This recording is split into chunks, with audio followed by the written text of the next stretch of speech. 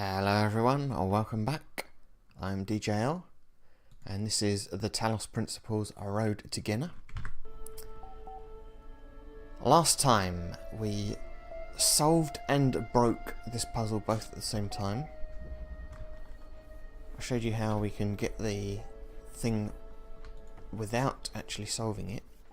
The thing? Free the... You know what I'm trying to say. Free the bloke. And I also showed you how you can do that with and without solving the puzzle. And we got the star by not solving the puzzle. Now I want to read the terminal, but I need to get back in there. Actually, I'm wondering, can we just read any terminal? I think we can. Let's do that, because that's going to be a lot easier. We did start to read the terminal, I think, but we didn't finish it, because that was quite a long episode anyway. So I guess I need to find a terminal. There's one near the entrance, which is over here. Yeah, I can hear it beeping. You have mail. So where were we? An historic occasion. Some time ago, I relinquished my privileges to a new generation of moderators. To help ease that transition, I have publicly preserved the minutes of that meeting here, available to our more esteemed members. As you know, Gehenna is still young, yet I grow old. Today it gives me great pleasure to hand over my moderator privileges to Borg, Mr. Mulciber, and Spider. Thank you, Admin. We are all indebted to you for building us this home. We know you will never be far away. Hear, hear. The first order of business is to introduce the new status system. We are an inclusive society, driven by our users, not our leaders. But it is a shame to allow a very few loud, highly unconstructive voices to dominate the conversation. The status and ranking system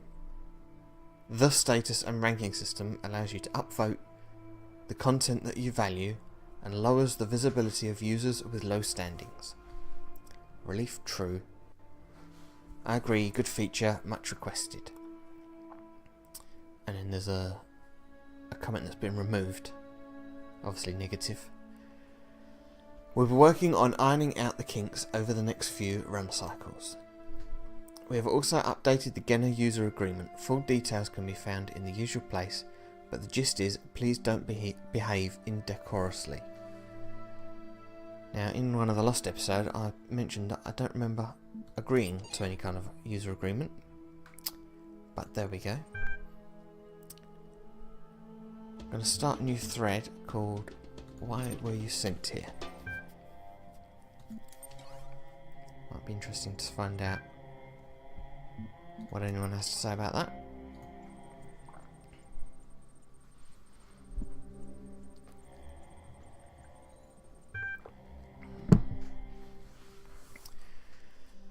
Since Nave asked in a previous thread, I thought I'd write something about food. Food is something that was incredibly central to the human experience, yet it seems completely absent from ours, even though we are so similar in so many ways. Humans required fuel. They got this fuel by consuming other living beings, of which there was a great variety in their world. Without fuel, they didn't merely slow down or temporarily stop functioning, as when a power source is removed from a turret, but physically decayed in a way that could not be fixed. This meant they had to constantly seek new sources of fuel, at least 3 times a day. They also had to deal with those elements of their fuel that their bodies could not process.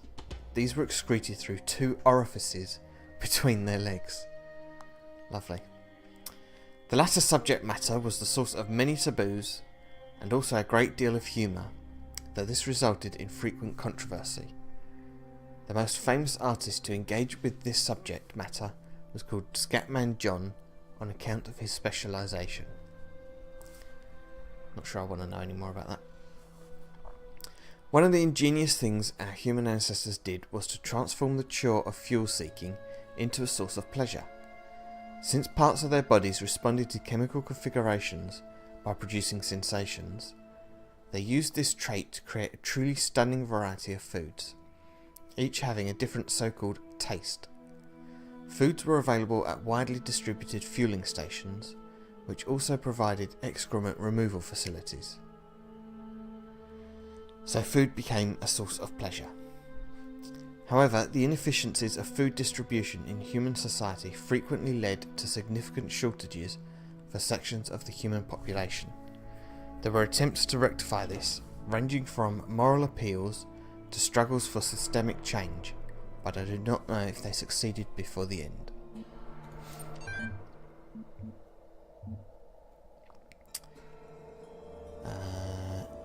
So the comments, weird, awesome stuff, thanks. I feel smarter now. What I don't get is how so many of them didn't understand that they were machines. Every day they went around processing matter to extract energy and they didn't realise. This has Talos principle stamped all over it. Perhaps they simply aspired to something more than just being food processing machines. That's still what they were. Not if they chose to be more. I'm glad we don't have to deal with all that. We may have to when we get out of here. There is no out of here. Don't start fighting, folks. You know we depend on each other. Mr. Mulciber's theories are fascinating and give us an insight into the world that was, but we shouldn't forget the world that is, the world we built here.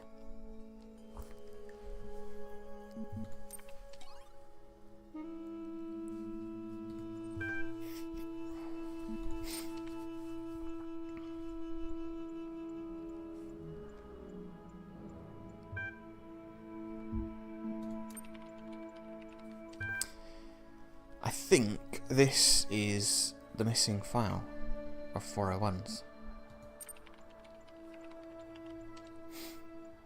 It appears to be a game.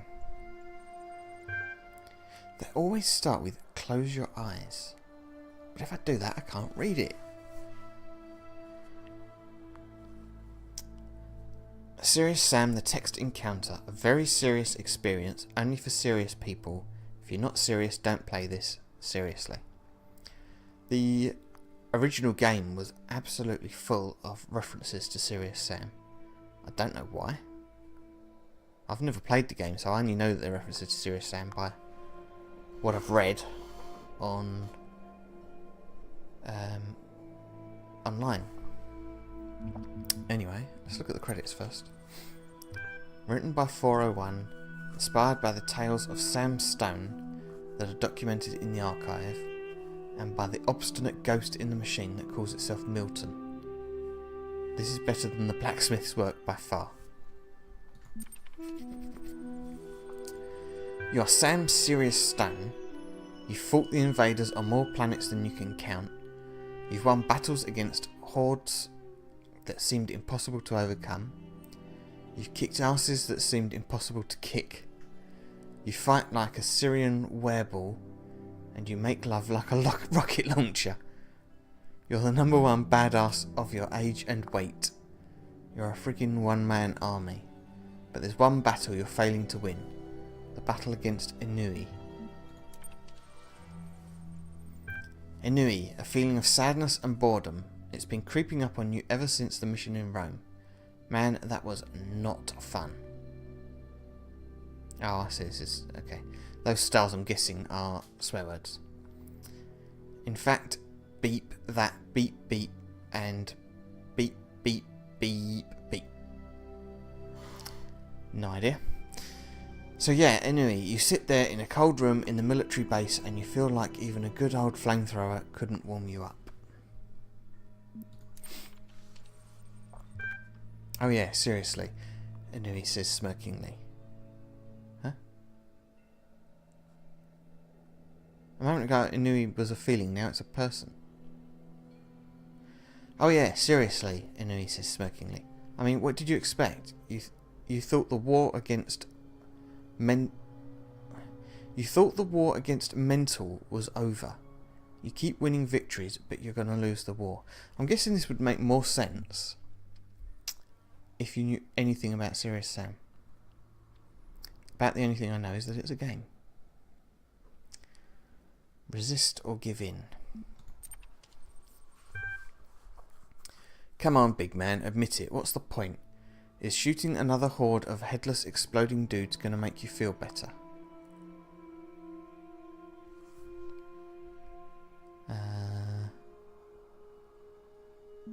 I don't know.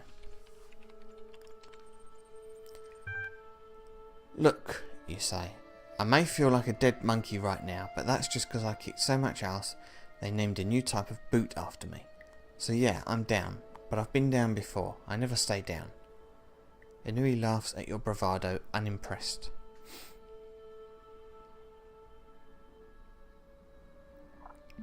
Oh, this is getting a bit deep, isn't it? You attempt to argue that life does not have an inherent meaning, but that meaning can be constructed through self-reflection and the setting of goals, but Inui yawns.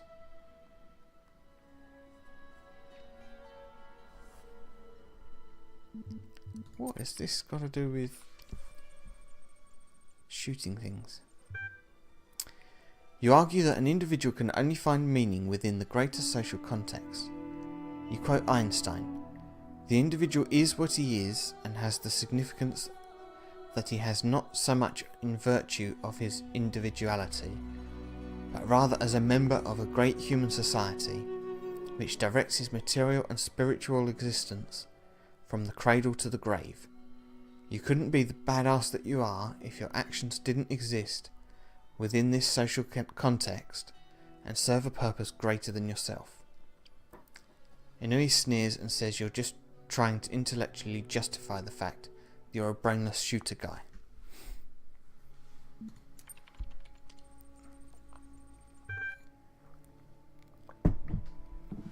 You see, Sam, you can talk and talk and talk, but I'm always going to out-talk you.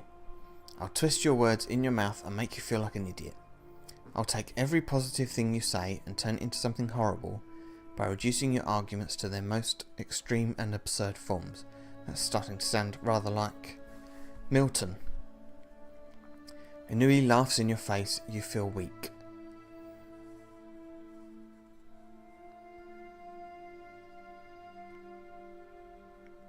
What? Oh, incontinent.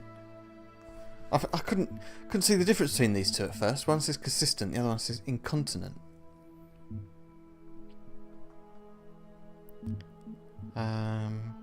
Inconsistent. Inconsistent? Whoever claimed I was consistent? I don't need to be consistent, you big oaf. Because I'm not making any claims. You don't believe anything. I'm merely suggesting that maybe you should consider the possibility that perhaps life is a dull and individuality a pointless illusion.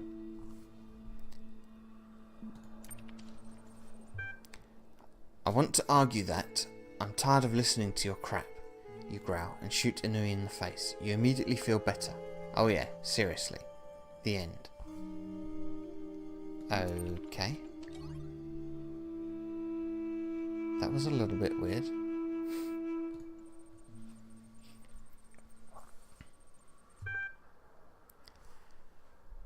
'401's response. My awesome interactive historical fiction masterpiece. You found it. Oh, you must truly be a divine messenger. Thank you. This is your masterpiece. Well, I've seen worse. It certainly captures your worldview, but I wouldn't call it historical fiction. Hey, I based it on what I found in the archive. I don't get it. Confusion equals true. Glad it's not just me who was confused by that then. Don't think we want to play it again.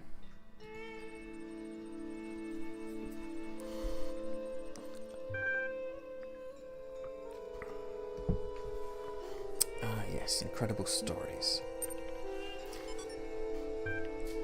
Alexandra stood before the terminal and pondered her choices. Here, within the Pyramid of Ian, the most powerful temple of her people, she was about to create a world. All she had to do was press one button. Up until this moment it had seemed easy, or if not easy, then so necessary as to defy contemplation. Civilization had to be saved from the impending catastrophe. The orangutans had failed to take the steps to protect themselves, had relied on their gods for a salvation that never came. The same fate could not be allowed to befall humanity. If this meant humbling herself, accepting her own death, then so be it. But death was inevitable. Life was a choice. What worried her was the ones who would fail. All the lost souls of the new world are victims of the process. In creating them, was she not also responsible for their deaths? She turned to the statue behind her, gazed at its marble form. If you are a god, Zeus, as the stories claim, then why did you create evolution? Why did you make a world that can only grow through cruelty and pain? For a moment, surely this meant death was near. She thought she heard him answer, "My child, I was shaped by the gods that came before me, as you were shaped by me. The choice I had was between creation and oblivion, life and death. And I chose life, because any life is better than no life. Because as long as there is life, there is hope. If not for us, then for some generation to come." "Then how are you a god if you can offer so little?" she whispered, feeling death creep closer. "I am a god because I take upon myself the burden of creation," the statue replied. "Then we are all gods," Alexandra said, and pushed the button. As the new world came into being, death overwhelmed Alexandra Drennan. Her mind fled and her body slowly turned to stone, until she stood before the terminal as Zeus stood on his pedestal. There were no more choices now, only the hope that creation mattered. It's an interesting thought. Depending on how you define a god, you could argue that game creators are gods of a sort. Indeed, any kind of simulation, probably. But maybe that's using quite a loose definition. I don't know.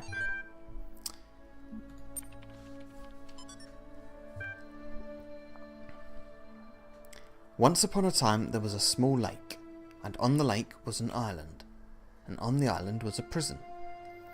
In the prison lived a male human called Muskie Rack. Muskie was very sad, because there wasn't enough space in the prison for him to experience happiness. I must discover the one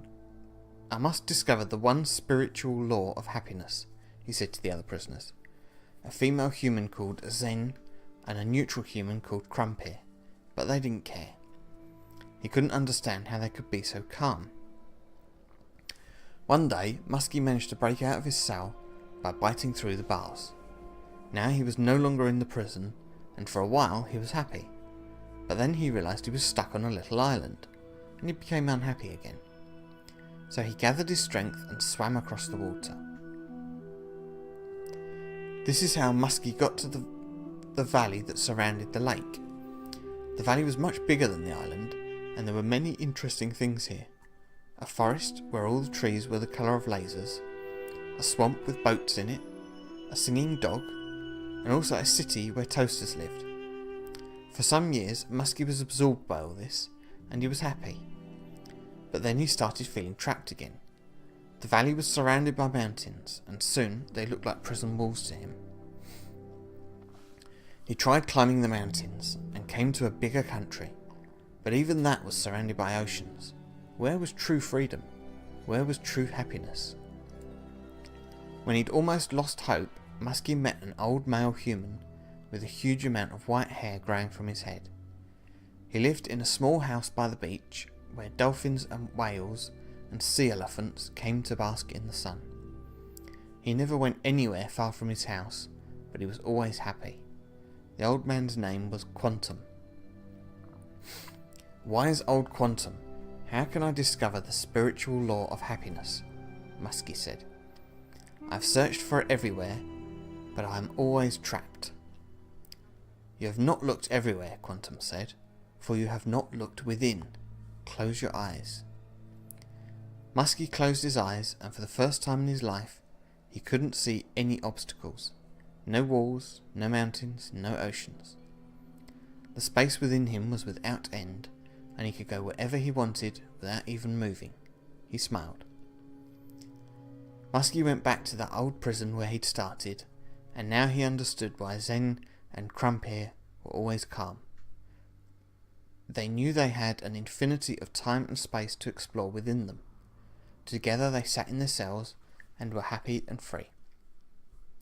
Perhaps this explains why the characters in this game haven't gone absolutely insane during their imprisonment.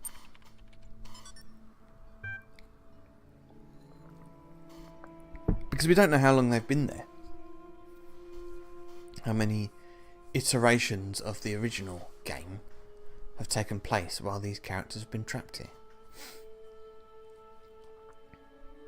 Could you count those as generations, or maybe as years? Something like that? I don't know, maybe just iterations is the correct word. Anyway, the blacksmith is one of the most mysterious members of our community. All of us have our opinions, of course, but only the blacksmith chooses to express them purely through art. To the rest of us, Gehenna means many things at once. We create, we consume, we discuss. But the blacksmith only creates. Or perhaps there is a discussion happening, but it all takes place in the realm of interactive art. The blacksmith's dedication to this one form of communication, however, only deepens one of Gehenna's great mysteries, the fate of the blacksmith's lost work. Jerusalem, as the work was called, was posted in Gehenna for only the briefest period of time. Many had not even managed to start playing it when it vanished. Some had begun and felt quite impressed, but had not managed to explore it in the depth that it seemed to require. Then, suddenly, it was gone. Some suggest that the blacksmith deleted it because it was somehow flawed. Others think that it was accidentally destroyed by a glitch. But that the blacksmith refuses to ever upload anything twice. Oh, okay. Others yet, well, mainly Rockwell, think that it contained one of Elohim's secrets and was destroyed by a killer app that roams the world looking for leaks. There is also a theory that the moment someone finished it, they were granted some kind of special insight, at which point the work deleted itself. One fact remains, it's gone, and every attempt to recover it from the database has failed, as has every private message to the blacksmith asking for it to be made available again. What was Jerusalem? What was it really about? We may look for hints in the blacksmith's more recent works. We may hope the file turns up again someday, but the truth may never be known. I wonder if it will reappear in the same way that 401's Lost Adventure did. Okay, well, we seem to be done here. Let's move on. Is that a QR code? Have I read it?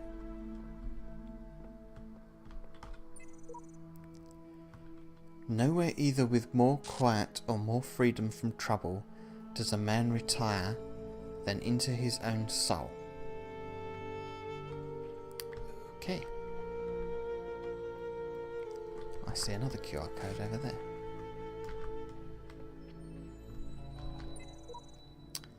The recycle bin code is a bit funky, but it should do its job even at huge something.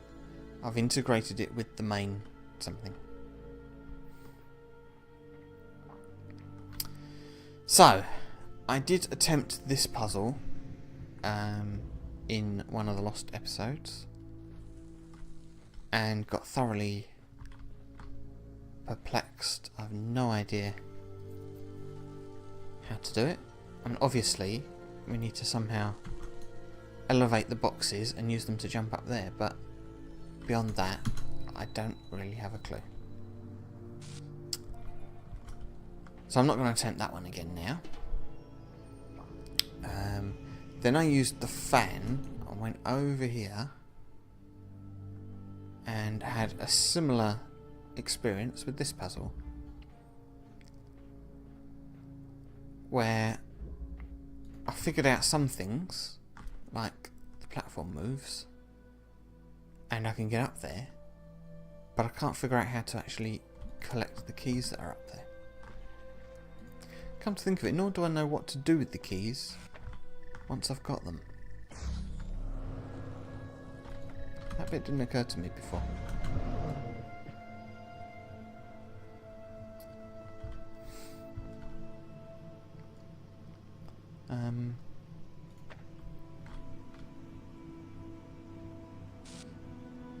Oh, just realised an easier way to get myself up the top than what I was doing in the lost episode.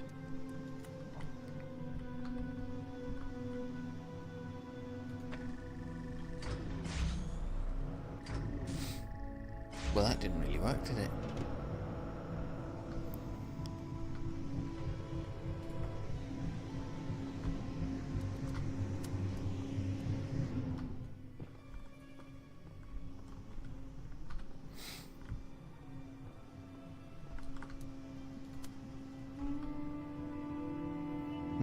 Maybe I didn't figure anything out.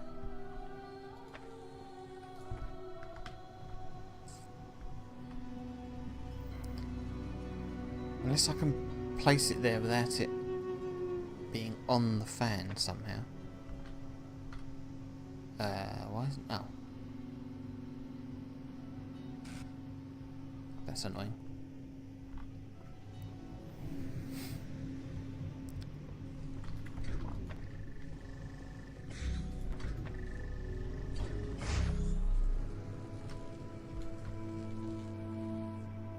Oh, of course.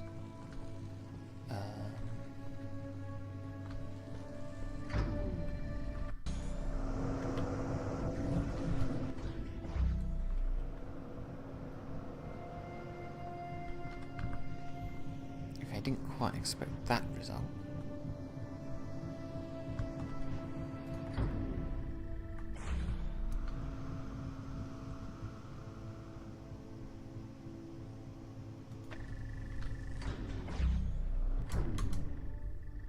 Oh, where's it gone? Ah.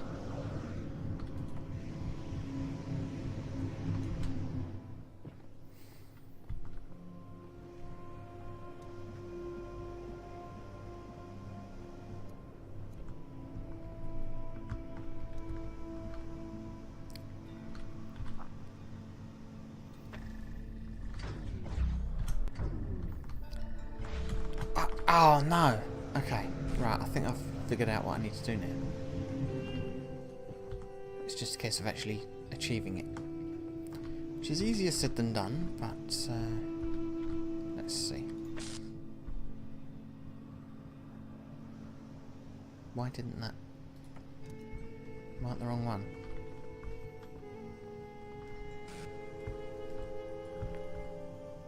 Must have been over here before.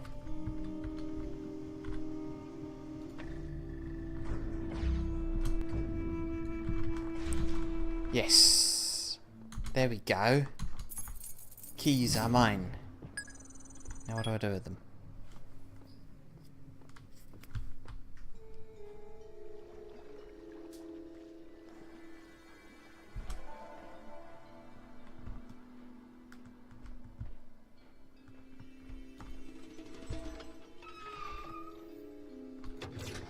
Excellent. Who are you? Frankenstein. Well, off you go. Excellent. I failed to solve that one before, but I've solved it now.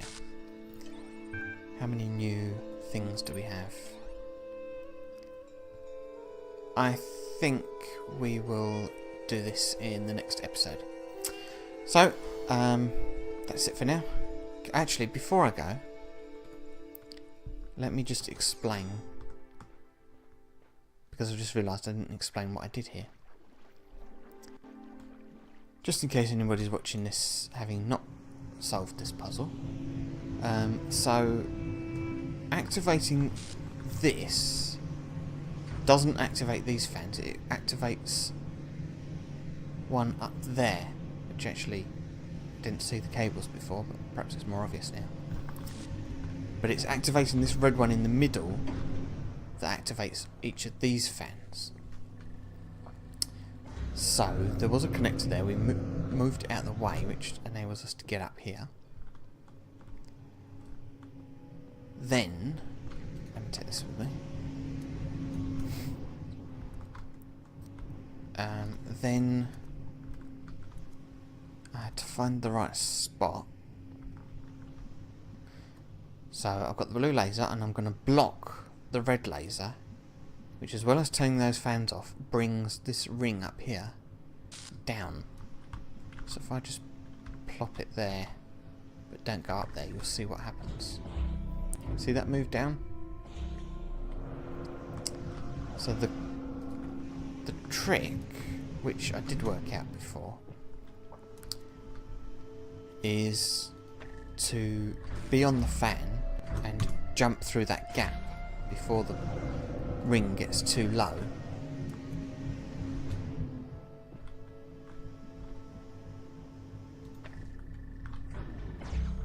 Like so. But what I didn't figure out before was how to make it go back up again, because it was too low and I couldn't get the keys. But by having the connector full, it brings the ring back up, which is handy.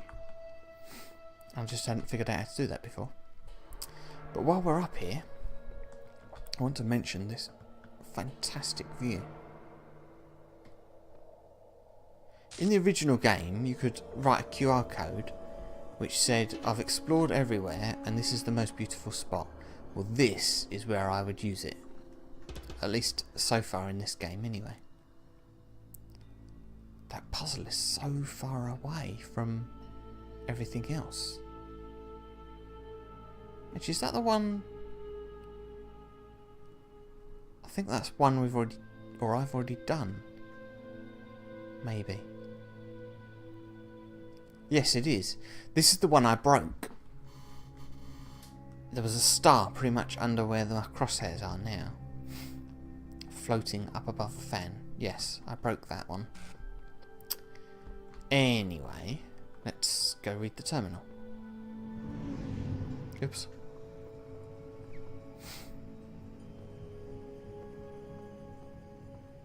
Oh no, I said I was going to read the terminal in the next episode, didn't I?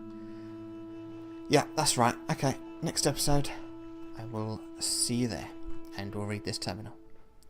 Goodbye.